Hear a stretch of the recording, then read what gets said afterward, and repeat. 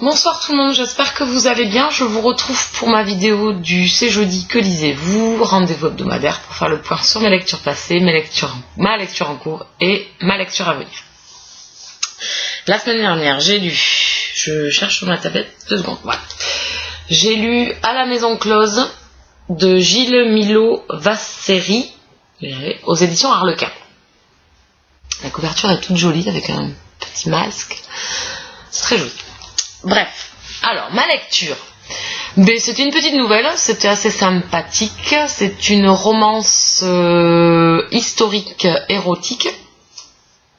C'était assez sympathique à lire, ça va très vite, c'était mignon, c'est romantique, c'était mignon. Donc c'est un jeune homme qui est promu à une jeune fille, le jeune homme est vierge et la jeune fille l'est également, mais de façon détournée, puisqu'elle a quand même eu des prétendants et elle a joué à des jeux avec eux et s'est amusée avec d'autres orifices, si je peux être un peu crue.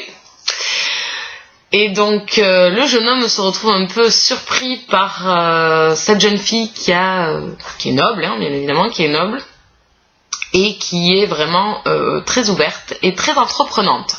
Donc il se retrouve très surpris et donc il ne veut pas être le dernier à monter dans le carrosse et il va donc demander à un ami de l'aide et ils vont aller dans un bordel pour pallier à son petit problème.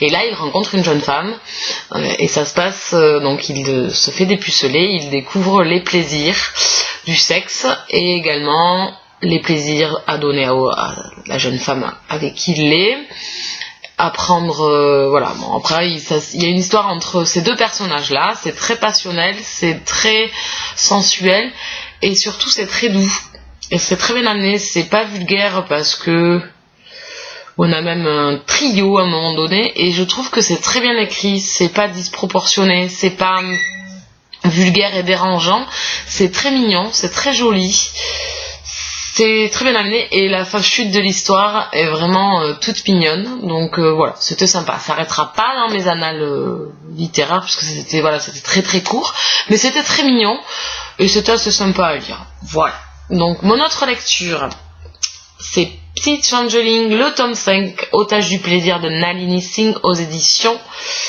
Milady, collection Beatling. Donc, romance paranormale ici.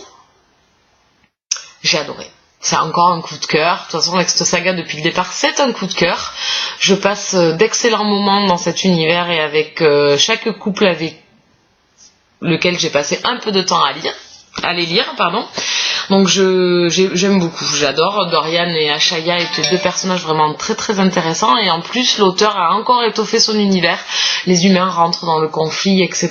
Donc on les avait déjà retrouvés dans le 4, mais ici on les a encore bien présents et on sent qu'ils vont avoir une influence autour de cette petite guéguerre entre les psys et les changelings. Donc c'est vraiment intéressant. Donc Dorian est un changeling, mais il a un gros souci, c'est qu'il n'arrive pas à se transformer. Son léopard reste enfermé à l'intérieur et il rencontre Ashaya, donc qui est une psy, et forcément entre eux il passe quelque chose, mais Dorian en veut énormément au psy puisqu'ils ont tué sa sœur. Donc entre eux c'est pas évident et se mêlent donc les conflits avec les psys et le choix est dur. Le fait que son léopard soit emprisonné, c'est dur pour lui, donc il y a plein de choses qu'il aurait du mal à accepter, et donc ça tourne là-dessus, et leur romance bien évidemment, et on retrouve les autres personnages qu'on avait donc dans les autres tomes antérieurs, et c'est toujours très plaisant de les retrouver. Donc déjà le tome 1 avait été le coup de cœur de départ, puisque c'était la découverte de cette saga, et j'avais vraiment fondu totalement pour cette lecture. Le tome 4 reste le méga coup de cœur. Donc si je devais les mettre dans l'ordre, je mettrais le 1 puisque c'est la découverte, le 4 parce que c'était vraiment vraiment du bonheur à lire, ensuite celui-ci, le tome 2 ensuite avec Vaughn, et le tome 3 avec Judd et Brenna. Voilà, donc j'ai qu'une hâte, c'est de dire le tome 6 et de continuer la saga, 7, 8, 9, 10, puisque c'est le tome de Hawk, donc que l'on croise brièvement au téléphone ici avec Lucas et qui me fait toujours... Enfin, on le voit pas spécialement, mais on entend parler de lui, et donc j'adore. Voilà, donc c'est le tome vraiment que j'attends avec grande impatience, et forcément j'ai peur d'être déçue, Bon, je pense pas. Donc on verra bien. Donc maintenant je vais me procurer le tome 6 rapidement pour le lire au mois de juillet, puisque le tome 7 doit sortir au mois d'août et j'aimerais me remettre à jour rapidement sur cette saga. Donc coup de cœur pour ceux qui voudraient tenter Romance paranormale avec un univers assez différent, donc des métamorphes et des psys qui sont des êtres dénués d'émotions. Donc c'est vraiment très intéressant, c'est vraiment très bien écrit, très bien développé. Voilà, j'adore. Voilà. Ma lecture en cours. Donc oui, c'était une semaine sans trop de lecture. J'ai beaucoup de mal à me mettre à lire. J'ai un peu la flemme en fait. Un peu la tête ailleurs, un peu la tête à autre chose. Donc du coup, c'est vrai que j'ai pas lu énormément. J'ai lu un livre, hein, parce que bon, la petite nouvelle, ça faisait pas énormément de pages. Donc voilà, c'est un peu pauvre au niveau lecture. Donc ma lecture en cours, qui se passe très bien.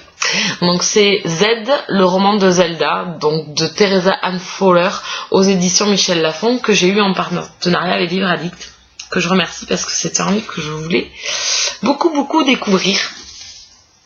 Donc ça se passe très très bien, c'est vraiment plaisant à lire, découvrir déjà ce couple.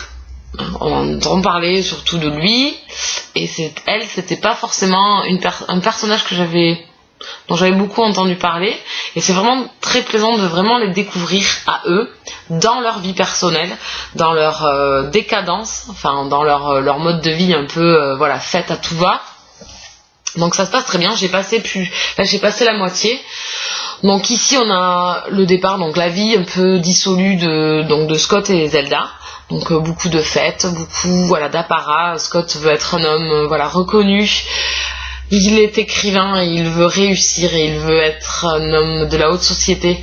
Et il boit beaucoup. Et ça le donne de vraiment un peu pourrir son mariage. Et j'arrive à un tournant là de l'histoire, puisque j'ai lu une phrase à midi qui laisse présager donc une tournure complètement différente et qui va vraiment, je pense, faire écrouler le couple. Donc je pense que je vais rentrer dans la tranche la moins joyeuse. Donc ici, même s'il y a du noir un petit peu par moment où on sent Zelda triste et qui s'efface et qui est un peu abandonnée dans sa vie, c'est amené très bien parce que c'est une héroïne qui ne se laisse pas aller. Donc du coup, même quand elle a des coups durs, elle rebondit, ou elle essaye de faire rebondir son mari, elle essaye de sauver de les sauver tous les deux, ou essayer de se sauver elle-même. Et donc il n'y a pas d'apitoiement, enfin pour l'instant. Je pense que la deuxième partie va être beaucoup plus dure, donc on verra. Donc il me tarde de continuer, j'espère l'avoir fini demain. Donc ma prochaine lecture, je compte m'avancer sur mes lectures communes puisque je suis toujours à la bourre. Donc j'ai une lecture commune le 27 avec Lilisha. Donc comme j'en ai une que je démarre le 20, ça risque en 7 jours, je vais pas avoir le temps et de lire et d'écrire mes chroniques, me connaissant, puisque de toute façon au niveau chronique c'est une catastrophe actuellement. Donc je compte lire le tome 7 des Seigneurs de l'Ombre. Ici c'est Le Guerrier du Silence de Jenna Showalter aux éditions Harlequin collection Nocturne, une saga que j'adore. Gros coup de cœur pour cette saga également. Un peu moins pour le tome 5 et bien pour le tome 6, mais bon je trouvais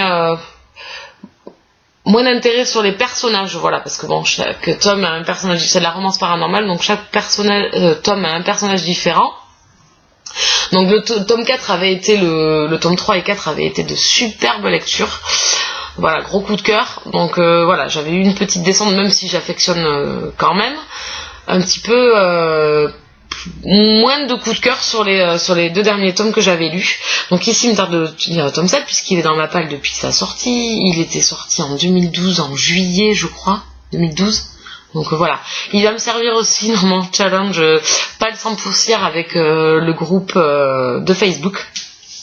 Voilà, donc ça m'en fera 2 puisque Petit Changeling en faisait partie également, puisqu'il était sorti en novembre 2012, donc 6 mois. Donc le deuxième, et il me tarde de continuer cette saga. Donc ici c'est Amun, donc il lit les pensées des gens, et pour pas se laisser échapper les secrets, il est muet. Enfin, il parle pas. Il n'est pas muet, mais il ne veut pas parler pour pas se laisser échapper les secrets. Donc personnage qu'on avait vu dans les tomes précédents, et ici donc on va plus cibler sur lui. J'espère passer un très bon moment et de renouer avec cette saga que j'avais laissé un peu de côté et pourtant que j'adore. Mais bon, à force c'est des sagas difficiles de toutes les caser. Je prévois qu'un livre parce qu'à l'allure que j'ai ce mois-ci, c'est pas peine d'en mettre des tonnes. parce que j'arriverai pas à faire mon planning, et pourtant j'en avais pas mis énormément, mais j'arriverai pas à tenir le cap. Donc voilà, je vous embête pas plus longtemps, j'essaie de faire un peu plus court. Je vous souhaite une bonne fin de semaine, un très bon week-end ensoleillé, ça y est, le soleil revient.